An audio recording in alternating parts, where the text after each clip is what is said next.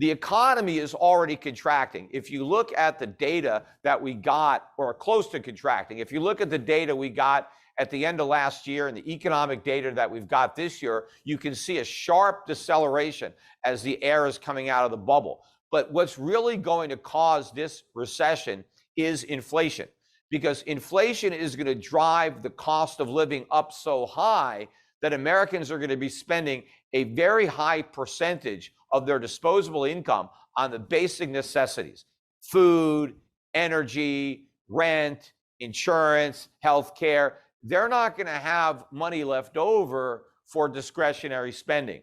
And that means the people who earn a living in the part of the economy that benefits from that discretionary spending, they're going to be unemployed. And in fact, there's going to be a lot of people who are going to be joining the ranks of the unemployed who over the last year or two didn't work because they made a lot of money in meme stocks or cryptocurrencies. And as their paper fortunes blow up, a lot of these millennials are going to realize that they actually have to get a job, that they can't live off of their trading prowess. They're not the geniuses that they thought they were.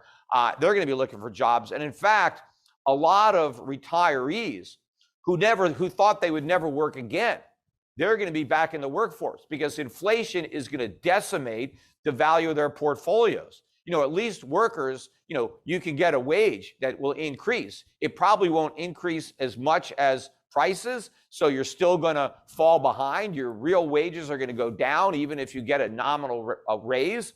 But if you are retired and you're living on a fixed income, that fixed income is going to be obliterated by inflation. And now what are you going to do? You no longer have the ability to put food on the table or pay the electric bill based on your retirement income. You've got to go back into the workforce. And until you find a job, well, you're unemployed. And so I think unemployment's going to spike up. We're going into a recession, and there's nothing the government could do about it. There's nothing the Federal Reserve could do about it, because what they normally do to stimulate a recession is they create more inflation. They print more money. Well, how can they do that if you're already having an inflation problem simultaneously to your recession? How can you try to cure the recession by making inflation worse? And if the reason for the recession is inflation, and you deliberately make inflation worse to try to stimulate the economy, you're actually going to sedate the economy. You're going to make the recession that you're trying to cure even worse with your monetary cure that doesn't work. So we're really at the end of the rope for the Fed. I mean, they've been kicking the can down the road for over a decade. They've been papering over every recession, every stock market decline by creating inflation and hiding behind the guise of the fact that, hey, inflation is under 2%, so we could do all this. And they kept saying all the time, if inflation ever gets above 2%, well, we've got the tools, we'll do something about it. And I was saying the whole time, they don't really have the tools. Maybe they have them, but they'll never use them because they would completely obliterate the bubble economy that they've spent all of these years inflating. So it was all a bluff. It was all bark and no bite when it came to inflation fighting. In fact, the Fed was trying to carry a big stick, or the Fed was pretending it had a big stick by talking tough, knowing that it had no stick at all, because it is impossible when you have an economy that is so levered up, and the only way to cure inflation is to force a deleveraging, is to raise interest rates and shrink the money supply. Given how much debt we already have, it's impossible. And the reason the economy is so loaded up with debt is because of the monetary policies pursued by the Fed. So the crisis that we're going to have, just like the financial crisis of 2008, was completely manufactured by the Federal Reserve. It was bad monetary policy that inflated this bubble, and it's bad monetary policy as it deflates that's going to make the situation much, much worse. But for investors, the path is clear. You got to get out of U.S. stocks and out of U.S. bonds in particular. You got to get out of the dollar, and you need to be in inflation hedge investments. One, obviously, being gold and silver. Gold prices, as I'm speaking, are around $1,850 an ounce. We're still below the highs from last year, which were about $2,100. Gold has been consolidating. one of the reasons that gold hasn't gone up is because everybody has expected the Fed to successfully fight off inflation with a tighter monetary policy. Again, monetary policy will be less loose, but that's not enough to win a battle with inflation. It may be enough to prick the bubble in tech stocks, but it's not going to derail this inflation juggernaut. And when people realize that, they are going to be piling into gold and silver. Prices are going to go up dramatically. I think we're going to have another leg similar to the leg we had from 2001 to 2011, where gold was up about 5x. It could easily happen again. And that means the money that's going to be made in the mining sector is going to be even bigger. That's where your speculative funds should be invested. Forget about tech stocks.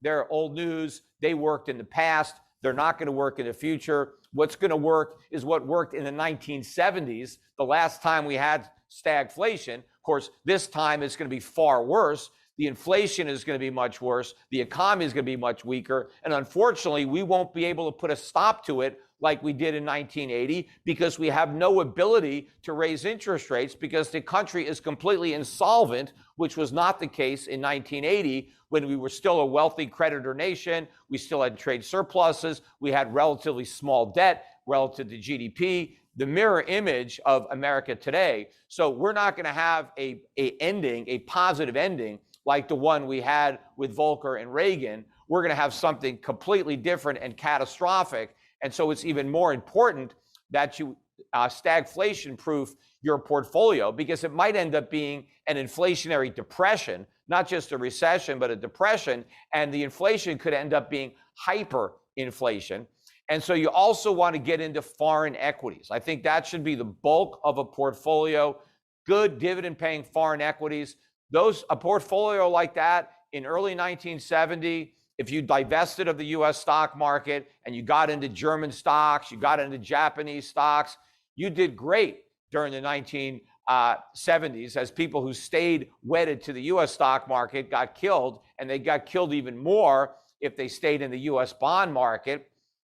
So you need to follow that blueprint. I mean, most investors today weren't even investing back then. They have no idea how to do anything differently from what they've been doing. And I think most investors have no idea what's already happening. They haven't even looked beneath the surface of what's happening during this market meltdown to realize the huge rotation that is taking place, that there are stocks that are making 52-week highs in sectors that no one has been buying in years because everybody wanted momentum. Well, now the momentum is down and it's a race to get out. But a lot of people won't even realize what's happened. They've been conditioned to buy the dip, and it doesn't matter to them if the market goes down. They're confident it's going to go up, whether you're talking about, overpriced tech stocks or cryptocurrencies. Everybody thinks that every sell-off is going to be followed by a move up to new highs. And so they're complacent, they're not worried, and they're going to get obliterated. But what the smart investor has to do is recognize that the day of reckoning is here. A lot of people, don't understand that because they had no idea that there was a problem to reckon with. Just like so many people were surprised by the financial crisis of 2008. I wasn't surprised. I had been expecting it for years. It finally happened. This next crisis is going to be much worse. Again, the same people that were blindsided by the financial crisis of 2008 have no idea that this even larger crisis is around the corner. I do. I've been expecting it for years. The one thing that surprises me is not that we're here, but that it's taken us so long to get here. And the bigger problem is because we succeeded in kicking the can down the road for so long, all of the problems that are going to create this crisis are now much bigger. And therefore, the ensuing crisis is going to be far worse than what we would have experienced had we experienced it sooner, which means the stakes for investors are that much higher.